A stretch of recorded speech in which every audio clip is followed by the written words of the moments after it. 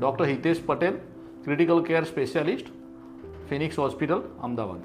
આજે આપણે મિત્રો ચર્ચા કરીશું વિટામિન D3 વિશે. વિટામિન D3 આપણે ડે ટુ ડે લાઈફમાં વાત કરતા હોઈશું કે મારું વિટામિન D3 ઓછું છે, શું કરવું જોઈએ.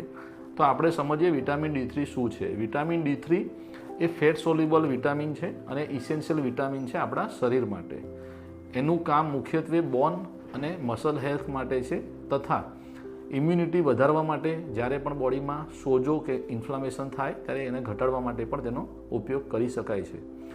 એટલે વિટામિન D3 એ એક મુખ્યત્વે ફેટ સોલ્યુબલ વિટામિન તરીકે ઓળખવામાં આવે છે. મુખ્યત્વે એ સનલાઇટ એટલે કે સૂર્યપ્રકાશમાંથી મળતું વિટામિન છે. પણ આજના જમાનામાં આપણું સૂર્યપ્રકાશનું એક્સપોઝર પણ ઓછું હોય છે, એટલે લોકોમાં વિટામિન D3ની ડેફિશિયન્સી એટલે કે ઉણપ જોવા મળે છે. તથા વિટામિન D3 જેમ કે ઘણી ફંગસ કે ફૂગ કે આલ્ગી એટલે કે લીલ એમાં પણ જોવા મળતું હોય છે.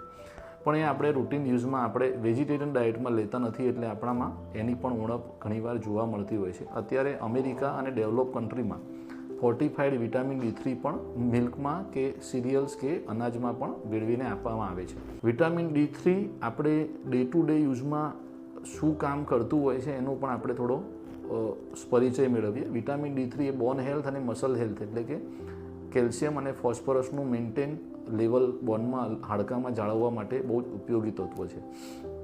જ્યારે પણ વિટામિન D3ની ઉણપ થાય ત્યારે હાડકામાં કેલ્શિયમ અને ફોસ્ફરસની ઉણપ જણાય છે, એટલે હાડકાં વીક પડી જાય છે. મસલ્સમાં પણ એની ઉણપ જણાય છે. એટલે દર્દીને મુખ્યત્વે વિટામિન D3 હોય ત્યારે શું લક્ષણો હોય છે, તો મુખ્યત્વે પેશન્ટને કે દર્દીને મુખ્યત્વે વીકનેસ એટલે કે થાક લાગવો, હાડકામાં દુખાવો થતો, બેક પેઇન સૌથી મોટાભાગે જોવા મળતું હોય છે. પછી દર્દીને ઘણીવાર સ્વભાવ ચીડિયોપણો થઈ જવો, ઘણીવાર વારંવાર ફ્રેક્ચર થવા, આવા લક્ષણો પણ જોવા મળતા હોય છે. આ મુખ્યત્વે મોટાભાગના એડલ્ટ પેશન્ટોમાં જોવા મળતા લક્ષણો છે. નાના બાળકોમાં થોડા લક્ષણો અલગ હોય છે. હાડકાં વળી જવા એટલે કે ત્રાંસું ચાલવું એવા લક્ષણો જોવા મળતા હોય છે.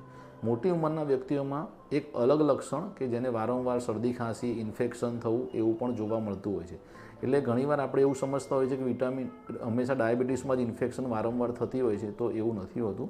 ડાયાબિટીસ સાથે સાથે વિટામિન D3 ઉણપમાં પણ ઇન્ફેક્શન વારંવાર થતી હોય છે. આપણે વિટામિન D3 કઈ રીતે નિદાન કરી શકીએ, તો વિટામિન D3 હાઇડ્રોક્સી વિટામિન D3નું લેવલ આપણે બ્લડમાં કે સિરમમાં કરાવી શકાય છે.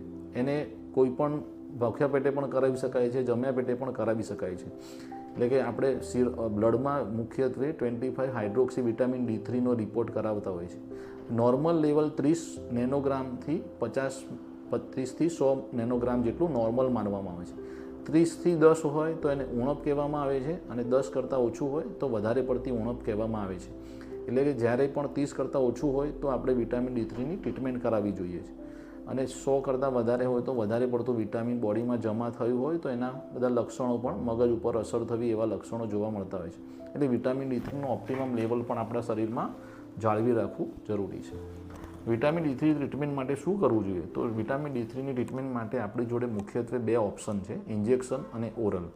ઇન્જેક્શનથી વિટામિન D3ની ઉણપ ફાસ્ટ રિકવર થાય છે, જ્યારે ઓરલથી સ્લો, કેમ કે vitamin D3 fat soluble vitamin છે. જ્યારે પણ આપણે ઓરલી આપીશું એનું તો એબ્સોર્પ્શન એટલે કે એનું અંદર બોડીમાં ભળવાની જે કેપેસિટી છે એ 50% છે. એટલે 50% એબ્સોર્બ થશે ને 50% નહીં થાય, એટલે કે એની ઉણપ આપણામાં પડતાશે. એટલે કે આપણે સૌથી બેસ્ટ ઓપ્શન છે, આપણે હંમેશા પ્રિફર ઇન્જેક્શન સ્વરૂપમાં આપતા હોય છે. અને પછી દર્દીને જે પ્રમાણે ઉણપ હોય એ પ્રમાણે 8 થી 12 વીકનો અઠવાડિયે એક વિટામિન D3ના સિરપ કે ટેબ્લેટ આપતા હોઈએ છીએ.